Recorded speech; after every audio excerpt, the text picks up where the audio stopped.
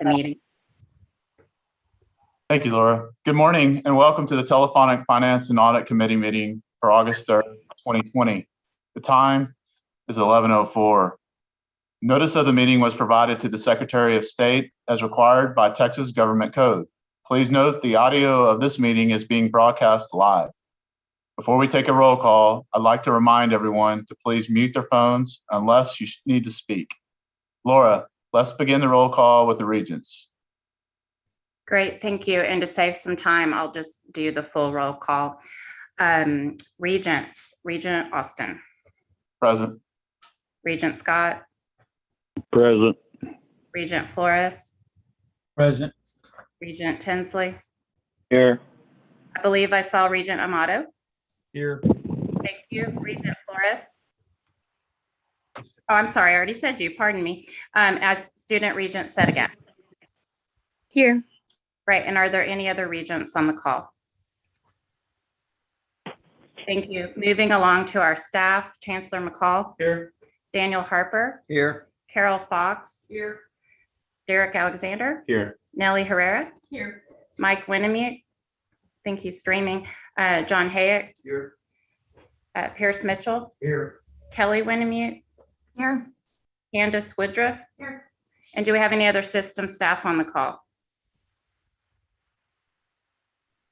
Thank you. Moving to institutions, Lamar University. Jeremy Altop with Dr. Taylor and Jamie Larson. Great, thank you. Sam Houston. Alisa White. Carlos Hernandez and McCartney Johnson. Great, thank you. Sol Ross. Good morning. This is Pete Gallego. We have with us Jim Goodman and Bonnie Albright. Thank you. Good morning. Texas State. Denise Trouth here, and Eric Algo is with me on the Zoom. Jean Bourgeois and Lisa Lloyd are on the YouTube broadcast. All right. Thank you, Dr. Trout. LIT. Good morning. Lonnie Howard, Carrie Miggs, Rudy Gonzalez. Great. Thank you. Lamar State College Orange. Tom Johnson, Wendy Elmore, and Mary Wickland. Great. And finally, Lamar State College Port Arthur. Betty Renard, Mary Wickland, and Leanna Odom. Great. Thank you. That concludes roll call, and we have a quorum, Chair Austin. Thank you. Daniel, Carol, and I had the opportunity to review the agenda prior to the meeting. At this time, I'll turn the meeting over to Daniel, who will present the Finance and Audit Committee agenda items. Thank you, Mr. Chairman. Today's agenda includes 3 items for the committee's consideration: the fiscal year 2022 operating budget, the fiscal 22 audit and compliance plan, and 1 informational item. The first item is on page 106 of the board materials. It's the TSUS operating budget for fiscal year 22. This item requests approval of the components 22 operating budget. The submission includes a narrative summary, a consolidated numerical summary, detailed tables of state funds, designated funds, and auxiliary funds, a supplemental schedule on athletics, the student service fee, and a matrix of the operating expenses.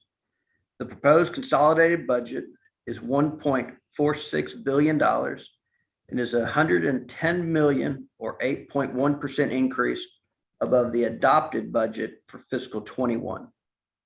As shown on page 106, the budget consists of $1.46 billion in estimated revenues, $1.32 billion of estimated expenses, up 9.7%, $160 million of net transfers, and $19.8 million on estimated use of fund balance, which is predominantly associated with the College of Medicine at Sam Houston State University.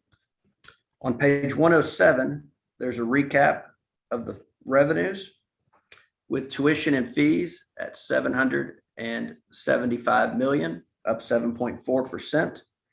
This is based on the approved tuition rates, including the reduction for the state colleges approved last month and current enrollment projections based on fall 21 actuals. Most institutions have reported a flat enrollment projection for the next biennium or next fiscal year. State appropriations is 478 million, up almost 10%. And then we have sales and services. This includes residence halls and dining halls approved by the board in February. Assumptions are that the dormitories and the residence halls and the food services will be at normal occupancies, and it includes the rate increases approved by the board at the February meeting. Next, on page 108, it's the recap of the expense categories. 47% goes directly to the academic and instructional support.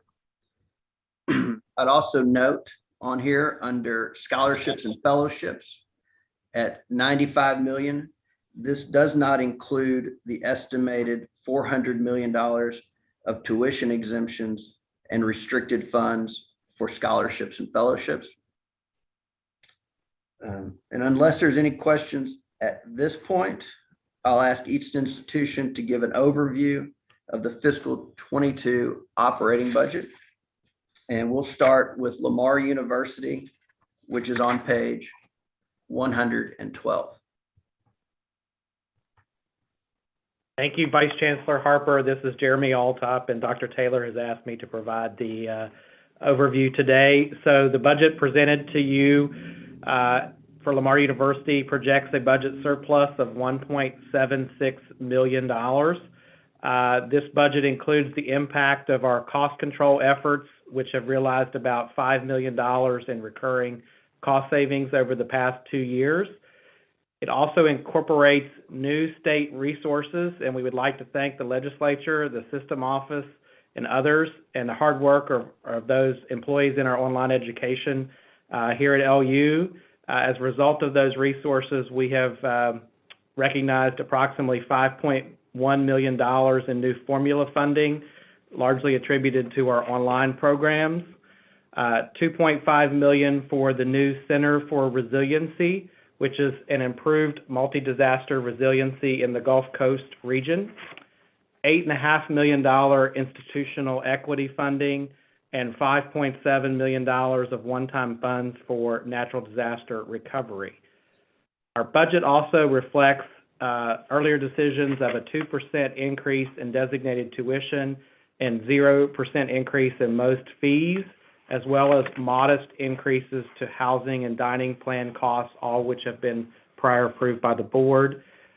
This projection assumes a slight decline in on-campus enrollment and a modest increase in online enrollment. Investments that we're making in this budget balance the needs of students, employees, our facilities, as well as our long-term financial health. This budget will sustain our prior investment in financial aid for students, provide a 3% cost of living raise for staff and a 3% equity raise pool for faculty. We'll institute an $11 an hour minimum wage for full-time employees.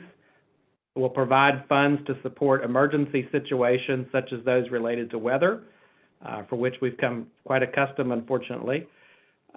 Creates a strategic investment fund to invest in future new programs and initiatives, addresses significant investment in deferred maintenance and campus infrastructure, including those instructional spaces, accessibility, safety and security, and student housing, amongst others.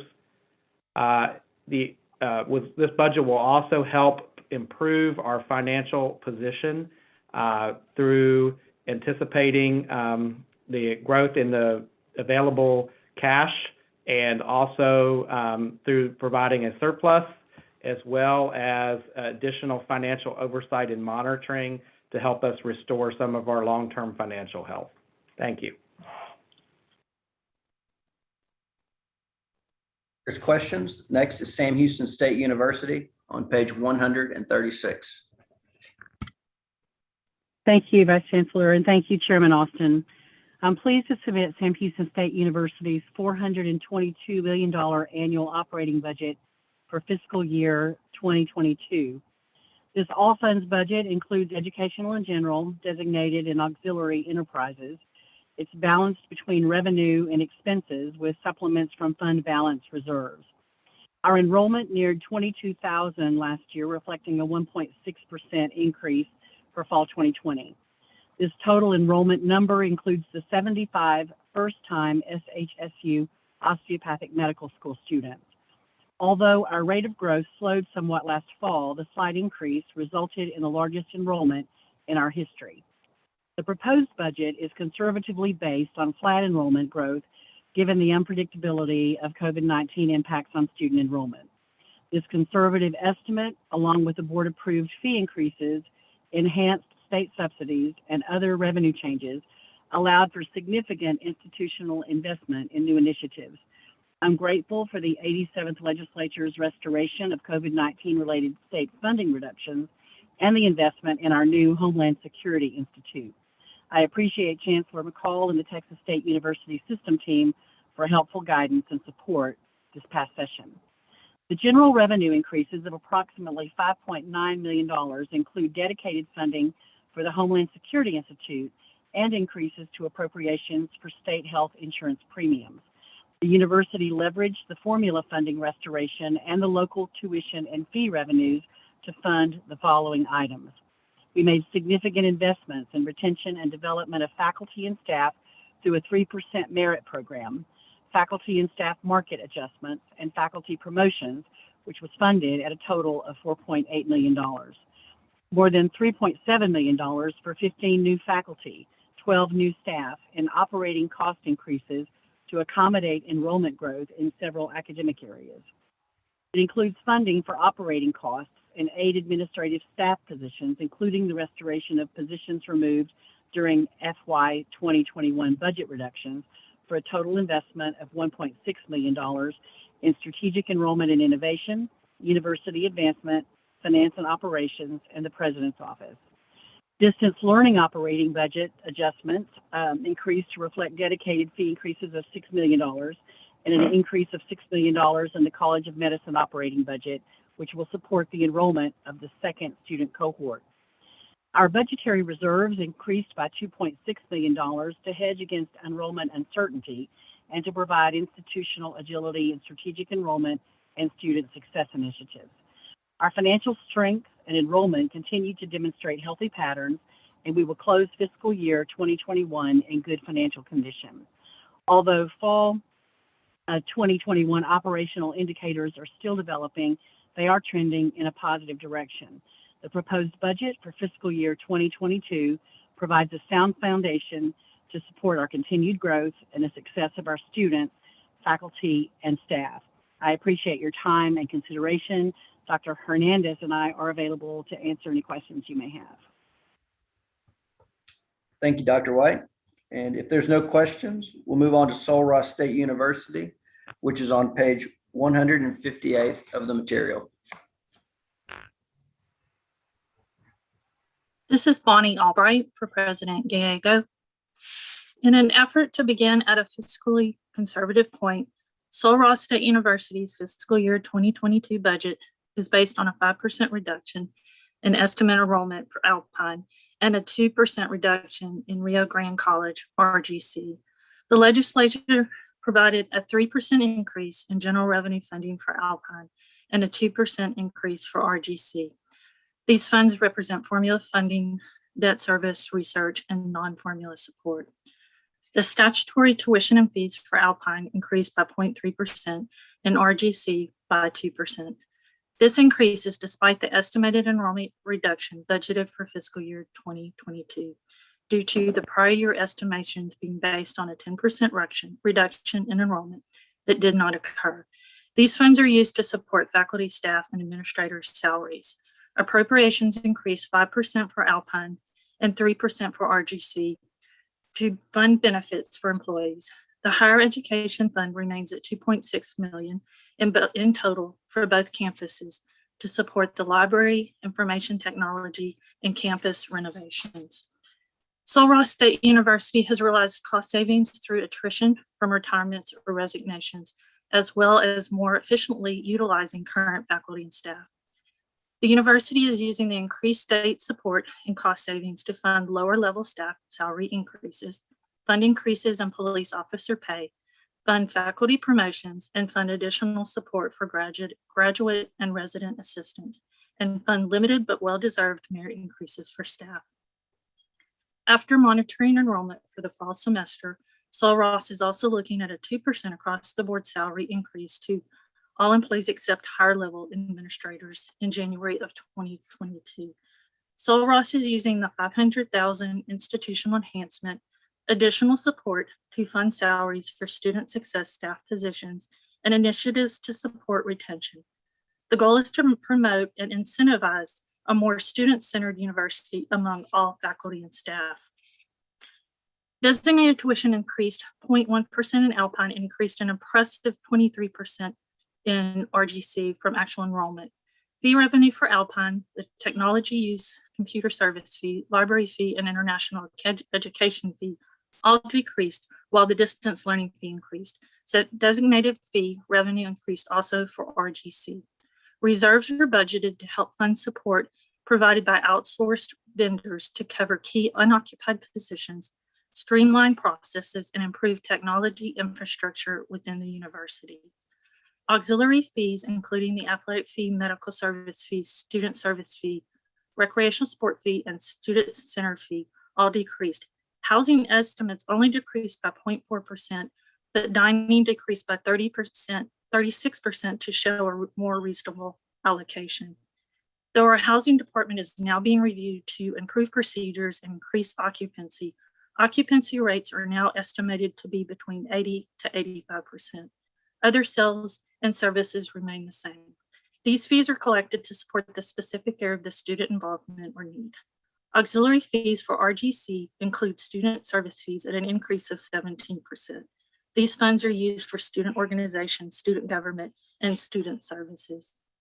President Gallego organized an academic planning committee, which reviewed university policies, demands for programs, faculty allocation, the need for reorganizations in departments, and other topics important to the commitment of the university to realign Sul Ross to meet the needs of students today. The committee made recommendation to the president that include policy revisions and budget reductions. In accordance with the realignment recommendations, some non-tenured positions have been discontinued, while several new positions in areas of greater need have been made available. Other long-term recommendations are still under consideration, but if implemented, will take several years to enact and will require permission from several accrediting and regulating entities, including the Board of Regents. Any changes recommended or made will be designed to remove inefficiencies and better align the university with student-focused initiatives. While it is too early to predict exact enrollment figures due to several factors, Sul Ross State University's budget assumes an enrollment decline of 5% in Alpine and 2% in RGC. However, current trends do not validate this assumption. Traditionally, last-minute enrollment is a significant part of culture at Sul Ross campuses. Yet, at present, enrollment looks to be running at least even with prior years. For example, with nearly 3 weeks to go, the RGC campus is only one semester credit hour away from meeting the semester credit hours offered last year. We continue to work hard to both recruit and retain, as well to maximize both our sources and use of revenue. Thank you. Thank you, Bonnie. Unless there's questions, next is Texas State University on page 193. Thank you, Vice Chancellor Harper. Texas State University's proposed budget for fiscal year 2022 is based on conservative revenue projections, but still makes strategic investments in student success and continued growth. We are grateful for the work of the Texas State University system in advocating on our behalf with the legislature and for supporting the university as we continue to navigate these uncharted financial waters as we emerge from the pandemic. Texas State University is presenting a balanced budget for your consideration. First, on the revenue side, Texas State based our budget last year, fiscal year 2021, on a 5% reduction to state appropriations and a projected 8% enrollment decline. Thankfully, most of the 5% appropriations reduction was restored by the legislature, and our enrollment decline was only a little over 1%. Thanks to the conservative planning last year, the proposed fiscal year 2022 budget represents an overall projected revenue rebound across all funds of $38.5 million, which is almost precisely the amount we cut from last year's approved budget. This is mainly attributable to increases in formula funding, new non-formula support funding, which was previously named special items, recognizing our actual enrollment decline was only 1%. The previously board-approved 2.6% increase in tuition and fees, and a rebound in revenue from other income-generating activities like housing and dining. At the fiscal year 2022 level of state funding, the state pays roughly 21 cents on each dollar spent for daily operations at the university. If you add in capital spending, this amount would raise to 26 cents on the dollar.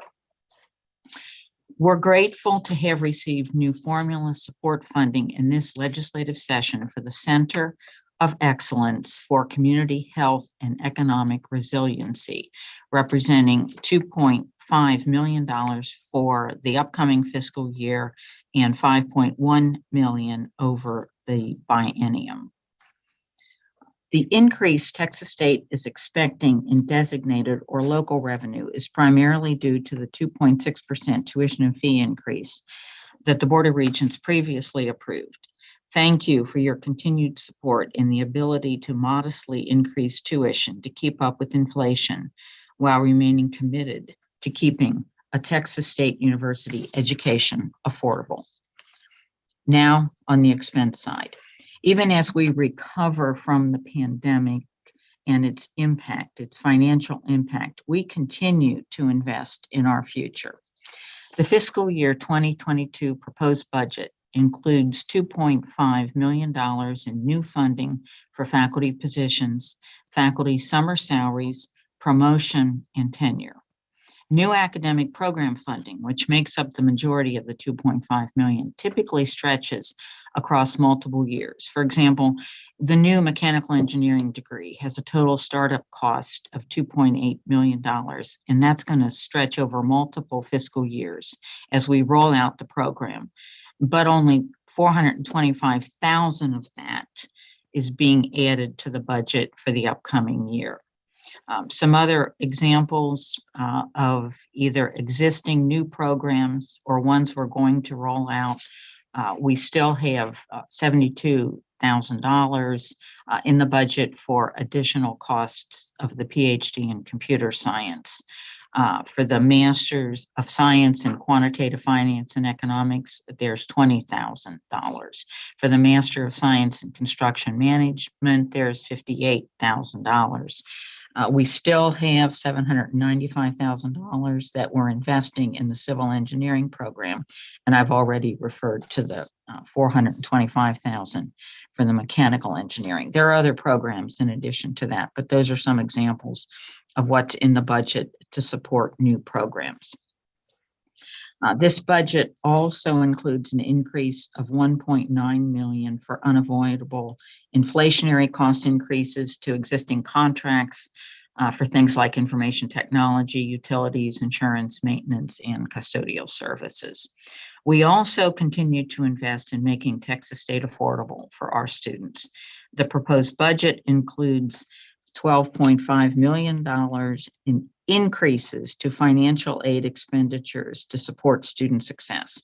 And to put this into perspective, the new funding will allow us to triple the amount of merit-based financial aid that we can offer to recruit our next freshman class. The budget also includes funding for 2 new additional mental health counselors to help our students transition back to face-to-face learning.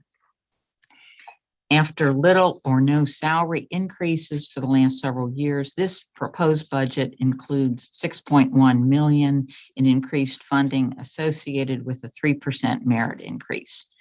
With the continued employment boom in Austin and the strong job growth along the Austin-San Antonio Innovation Corridor, the university is facing increasing pressures to remain competitive with salaries being offered in our neighboring cities to the north and the south. This budget includes $451,000 for the first year of funding for the Idea Center.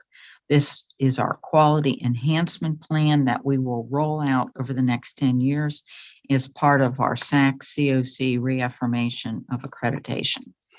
The budget also includes $1.3 million for increased employee benefits costs, largely associated with increasing numbers of retired employees and an increase to the employer share of the TRS retirement plan contribution. And finally, we do not prepare a budget just for the fiscal year that is set to begin in the next few weeks. Rather, we routinely engage in detailed multi-year financial planning. And to that end, we continue to plan for growth and key strategic initiatives for future budget years. So the proposed budget sets aside $6.8 million for use in fiscal year 2023 and beyond.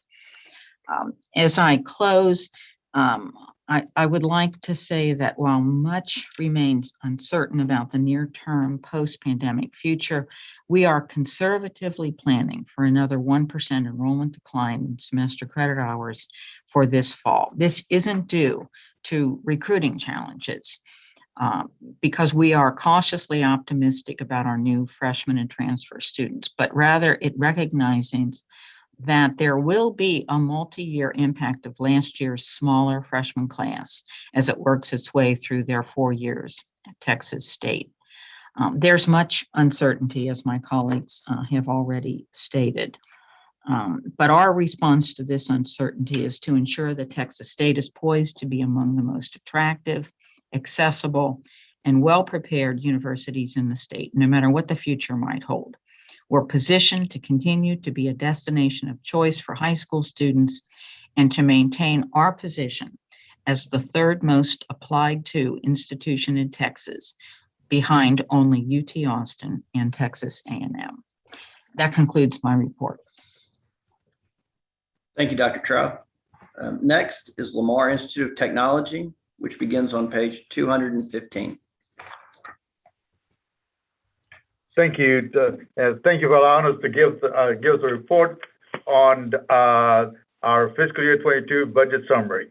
There are three things that have impacted our budget for this coming year.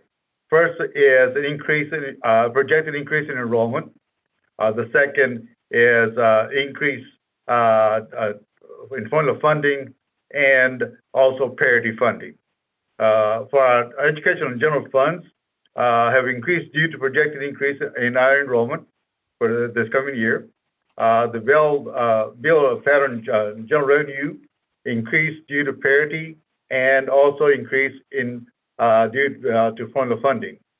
Our designated tuition revenue has decreased because of the decrease in the tuition rate that now we're down to $50 per semester credit hour. Again, thank you for the parity funding. Our expenditures have increased due to parity in that our student fees are being paid with parity funds, and we're not charging our students some of the student fees now that instead of paying the student paying, we're paying out of our using parity funds. Also, we increase in formula funding has allowed us to reclassify expenditures from designated funds to educational and general funds. Our HEAP funds, the plant, we've increased for use of matching funds for our LIT truck driving classroom building. Our designated expenditures, the issue support has decreased due to not funding library services from local and reclassifying some IT expenses to state funds. Auxiliary funds, we're no longer going to charge a medical service fee, a student service fee, or recreational fees. Those are all being covered by parity funds. This concludes my budget, our report. One thing I do want to do is thank our legislators, our Board of Regents, our chancellor, and and our Vice Chancellor of Finance for giving us the parity funding for this coming year. And my name is Rudy Gonzalez. That's why I failed to introduce myself. Thank you. Thank you, Rudy. Next is Lamar State College Orange on page 234. This is Tom Johnson. I serve as president of Lamar State College Orange, and I want to thank the Board of Regents for allowing me the opportunity to present this budget for fiscal year 22 for Lamar State College. The proposed budget encompasses E&G designated and auxiliary funds for the college. A conservative approach was used to budget revenues by projecting a flat enrollment growth for FY22. Because of parity, projections incorporated a decrease in designated tuition, a decrease in dual credit tuition, and the new Gator Book Pack scholarship of $10 per semester credit hour. Our new budget initiatives include the purchase of additional property located adjacent to the campus to expand our programs and to begin new programs. We have increased our advertising efforts in both Texas and Louisiana to reach as many potential students as possible. For fall 21, we are offering buy one, get one free courses or buy two, get two free courses to students. The budget provides for a merit increase for faculty and staff of 3% or $1,000, whichever is greater. Budget increases in FY22 are due to operating budgets being restored to pre-COVID amounts, except for travel, which has been restored at 50%. The FY22 budget puts emphasis on developing new programs, constructing new facilities, and boosting enrollment with our new lower tuition and fee rates. The Texas legislature and the governor increased formula funding for LSCO by $3.8 million to help alleviate the disparity between community colleges and state colleges. This additional increase in state formula funding allowed for an additional 33% decrease in designated tuition, a 10% reduction in dual credit tuition, a $10 per semester hour scholarship for books, and a $250 per course stipend to high school instructors for teaching the dual credit courses.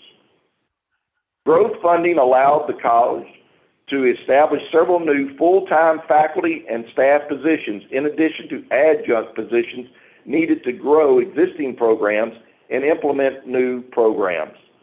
Our HEAF allocation is budgeted for debt service of $339,900 and a capital equipment of $372,338. The balance of the HEAF appropriation is reserved for future capital projects. With the increase in state formula funding and the additional parity funds, some operating expenses were moved from designated tuition and computer use fee to E&G funds. Budgeted transfer from institutional service fees were used to balance other funds to reduce eliminated because of the parity funding. The student service fee hearing was held in May, and the student organizations were able to request what they truly needed for FY22. Most other budgets within the auxiliary fund types remain flat. Transfers from institutional service fee of $244,292 was used to balance auxiliary fund balances not fully supported by a fee. In conclusion, the new changes in funding, tuition rates, buy one, get one free offers, the college's hopeful enrollment will continue to grow and programs to flourish. Lamar State College Orange remains in a sound condition. We have adequate resources to maintain our commitment to quality instruction and support services. We continue to have adequate financial reserves to handle any anticipated contingencies. We truly appreciate the Board of Regents, Chancellor McCall, Vice Chancellor Harper, and the rest of the entire Texas State University staff for always being there to help us move our college forward. For that, I thank you very much. I'll turn it back over to Vice Chancellor Harper. Thank you, Dr. Johnson. And next is Lamar State College Port Arthur beginning on page 251. Good morning. Thank you, Vice Chancellor Harper. I would like to thank you for the opportunity this morning to present to you the recommendations for the annual budget of Lamar State College, Port Arthur for the fiscal year beginning September 1, 2021. Just a quick note about COVID, the impact of COVID on the LSCPA campus. With the implementation of the original parity funding provided by the Texas legislature, Lamar State College, Port Arthur was experiencing a very positive trend in enrollment through the spring 2020 semester. However, that trend was negatively affected by COVID-19 and the corresponding disruption of services to our students.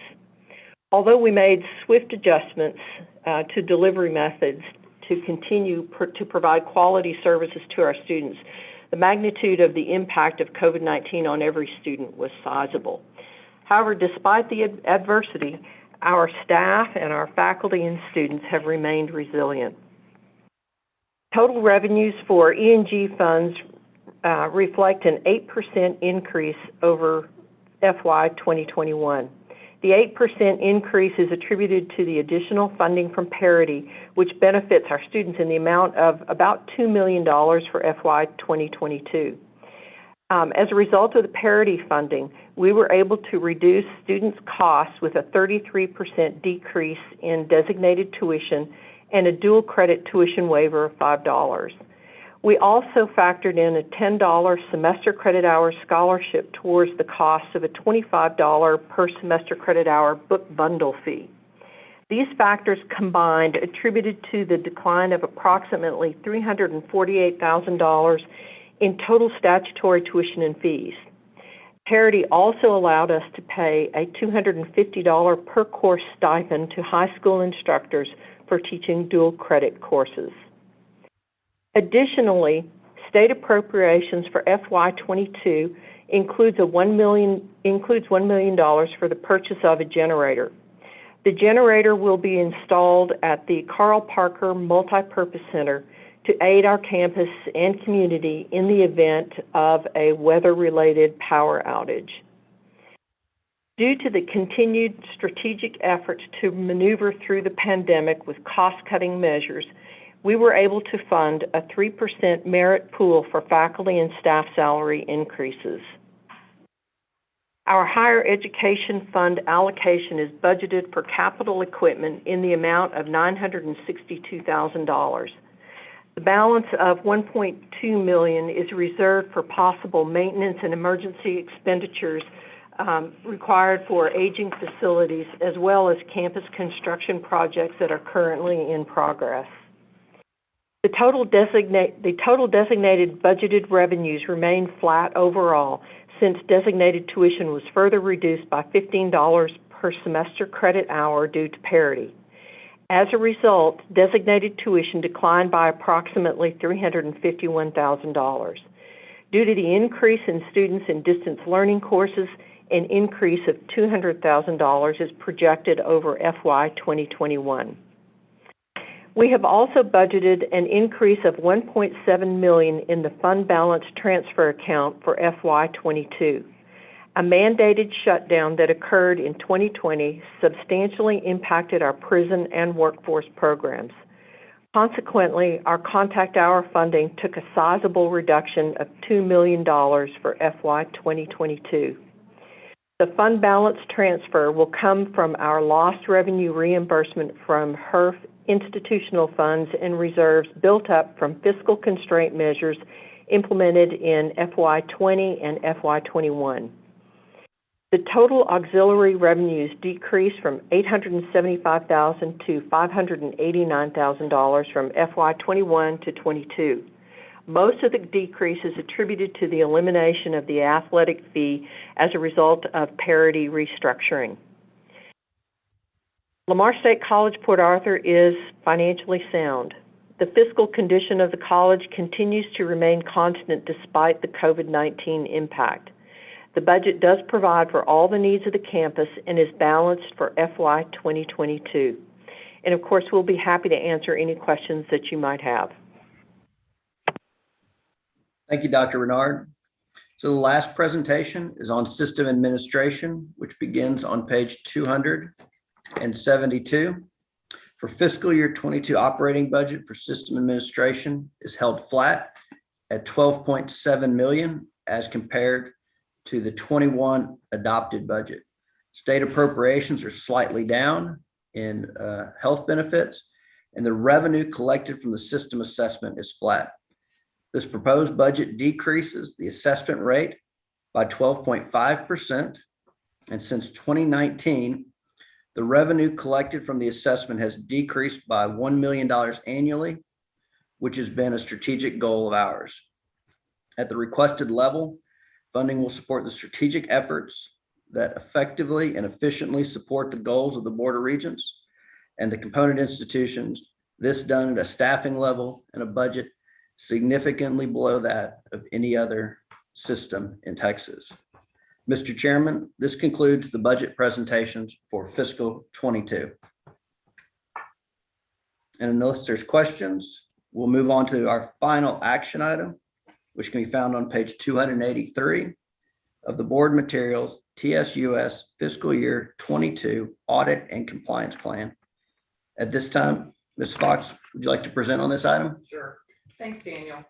The audited compliance plan that appears in the board book documents the functional areas the Office of Internal Audit intends to devote resources to during fiscal year 2022. The plan is divided into 3 different categories. Statutory activities, which really need no explanation. These are projects required by law for all institutions and system administration. Risk-based activities are those projects identified at the component level during the annual risk assessment, utilizing input from component executive management. Lastly, other activities include those required by grant agreements for third parties, consulting and advisory services, special projects such as time-sensitive management requested reviews or investigations, and any other activity that will assist management in mitigating risks. I'd like to thank the component housed audit teams and assistant compliance officer and the board, the chancellor, the vice chancellors, the presidents, and component management for their valuable insights and input into the plan. This helps ensure we focus our risk-based activities on matters that they consider important.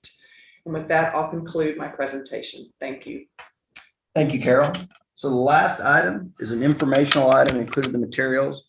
It can be found on page 290, and it is the status of the implementation of audit recommendations.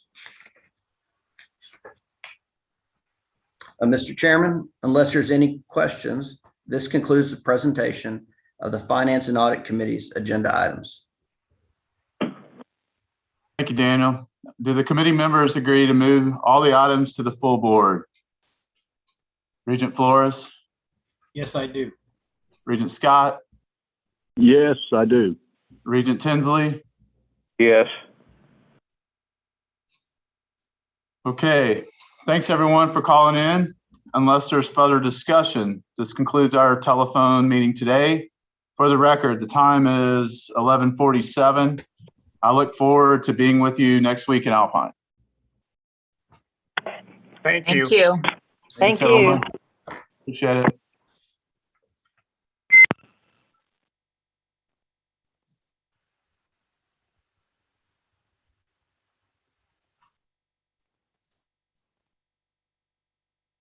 Alvy's, Austin's own and only food and flip-flop company.